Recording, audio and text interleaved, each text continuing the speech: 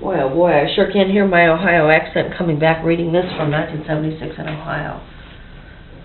Here in France, they never spot me as an American when I speak French.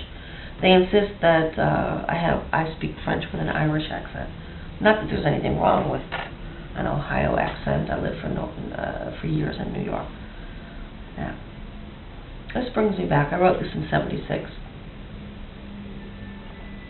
To try and describe the fire, to use words to imitate feelings, would stain the image of Lenore in my mind.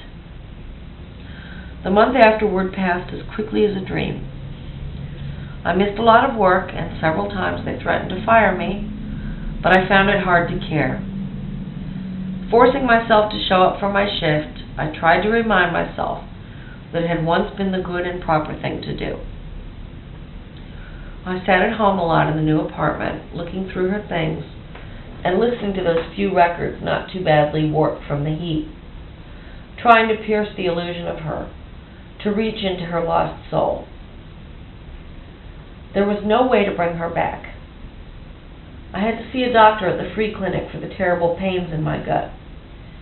My lungs hurt from crying. He checked my eyes too, noticing my habit of spasmodic blinking. "Your eyes are very dry," he observed. "It's almost as if the tear ducts just won't open. Is your pain from crying?" I couldn't explain. Not real tears. It stays inside. They just sort of run down along inside my nose. "I see," he said, frowning. "How long have you had this problem?" "I don't know," I replied. "I guess always." He was still frowning as he filled out a prescription for eye drops and pain pills. Of the latter, they gave me 50 little pink things free of charge. I liked them. They numbed me. Work went a lot easier. I didn't care what anyone thought of me anymore either. In fact, nothing mattered anymore. "The next man who asks me," I whispered to myself alone, going through Lenore's things for the 100th time, "I'll do it, and I'll take money." The very thought of my new plan put me on edge, like driving fast on a dangerous mountain road, wondering, breathless from the speed, what might lie around the next bend. My nose again started to hurt inside. I popped another pill. Maybe if I took enough of them, I could remain totally unaware of everyone I dealt with. The smoky old couch, wide and deep enough for a bed, her musty sweaters, the soulful, sad music on her favorite records. In all these things, I looked for the answer to the one most important thing I never asked her.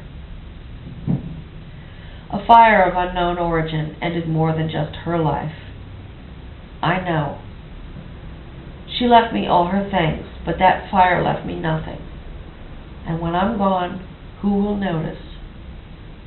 If I keep taking the little pink pills, nothing will matter, and I won't care anymore that I have nothing to leave behind. Well, I thought this was gone. I wrote this in 1976 for a writing class with a Professor McGehee, he pronounced it, at Kent State University. Miriam Linnet encouraged me to study with him. He took a lot of time and he corrected it a bit.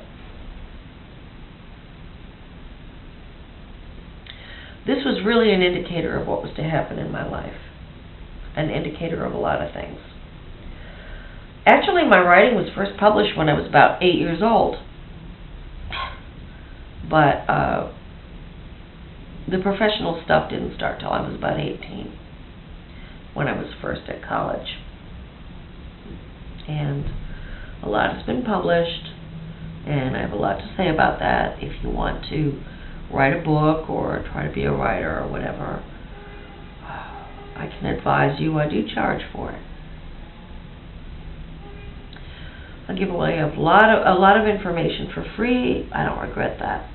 You know, desire not the fruits of thy labors. It's kind of tricky becoming public with your thoughts and your writing. You'll get put down some, and A lot of the stuff that you wish that people would remember, they won't.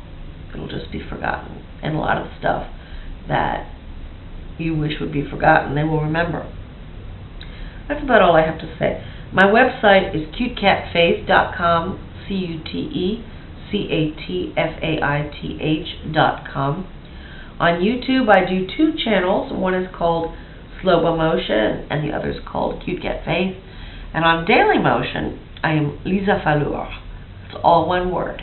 Lisa, capital Falour. Please rate, share, comment, all that stuff. And the few nasty messages I've gotten in the past year, they were not really, they didn't happen as often as I thought they would. And they were just kind of the typical thing that I'm fat, you know, of why did I quit being a lady of the night, did I have to retire, and all that stuff. One person said, doesn't look like anybody's bought you dinner recently, or what, there aren't enough chubby chasers around in Paris. Oh, it's quite amazing, you know. When your life is an open book, what can they really do? What can they really do? Now, it depends on what you're writing about. But if it's just mundane stuff like this, you know, go for it, right? And use your spell check. Bye-bye.